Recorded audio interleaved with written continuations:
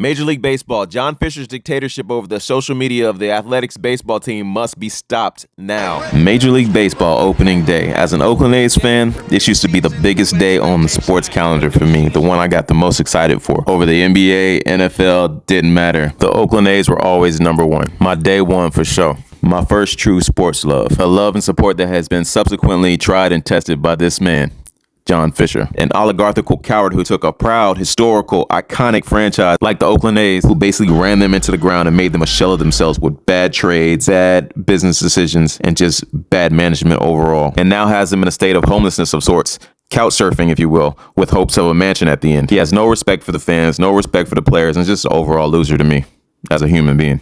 And the fact that Major League Baseball let him get away with this is just as bad.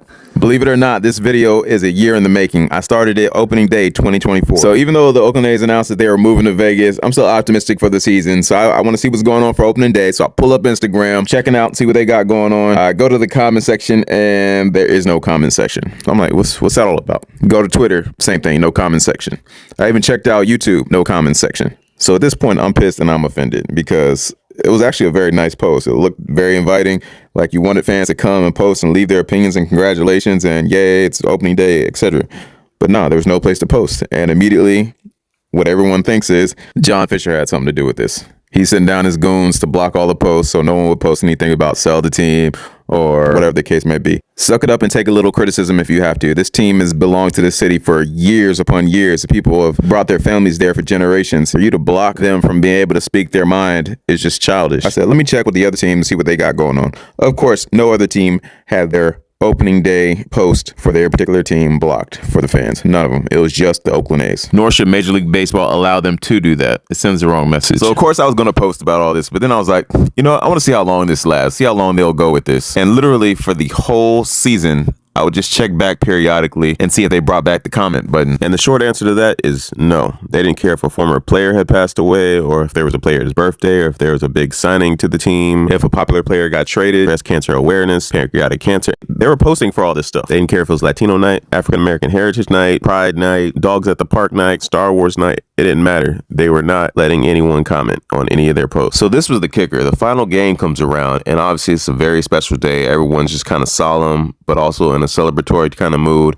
and also a fight back kind of mood. And you would think that if there was any day that the powers that be would show that they actually cared a little bit about the fans instead of gaslighting them into thinking that it was their fault that the team is leaving and that they didn't want to keep them in the dark about everything or they wanted them to have a say in this final farewell, that this would be the day that they would unlinquish the comments and allow fans to say their piece, say their goodbye, say their farewells, especially after the beautiful videos that they were posting and farewell goodbye posts that they were posting, even fan appreciation posts they were posting. Nope, status quo. Not before the game, not during the game, not after the game. No one could comment. So now that the season's over, the fans' relationship with their former team, the formerly known as Oakland Athletics, is in purgatory. The front office, they're basically like, okay, that was it. We moved on. We don't care. Now, earlier they were saying that they weren't going to be called the Sacramento Athletics. They would still be the Oakland Athletics. They'd just be playing in Sacramento until they moved to Vegas officially. Fast forward a few weeks later, they come out with a patch that has a Sacramento bridge on it that has Oakland A's like lettering and colorway and all that on it. And it says Sacramento on the bottom of it. That was a major slap in the face to Oakland A's fans. They know what they were doing.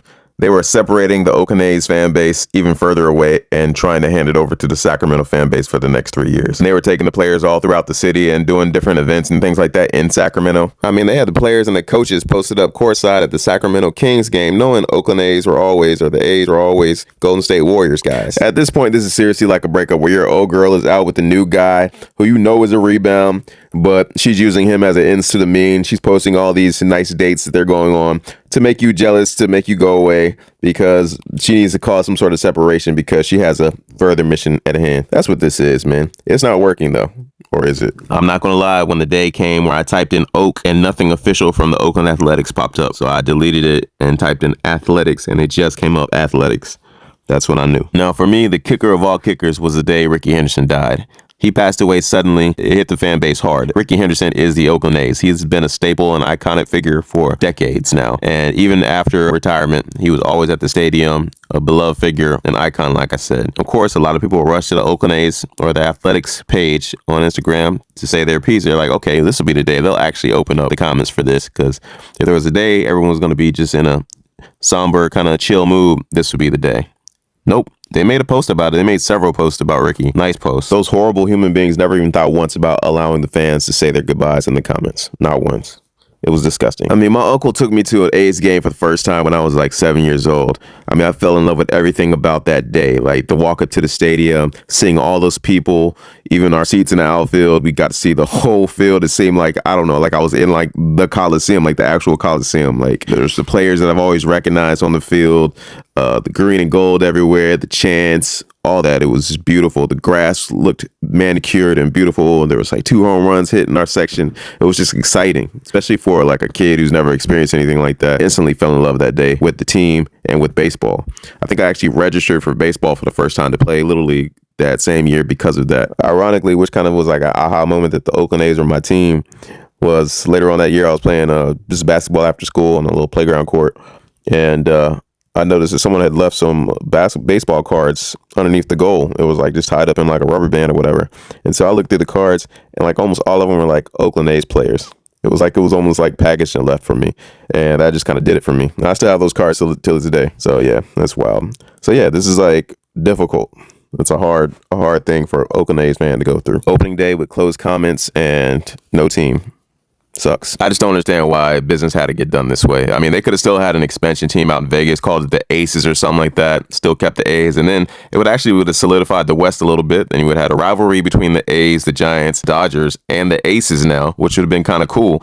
But now you just kind of evaporated and try to merge an historic, iconic name and franchise, the Oakland A's. I know they've been other places, but the Oakland A's are iconic, and cheapen them and move them to Vegas and keep their same heritage. It's not the same anymore. Of course, out of curiosity, I might look at the Las Vegas A's game out of curiosity, but it's not going to be the same. I'll still wear like an A's hat, but it will always represent the Oakland Athletics. You know what I'm saying?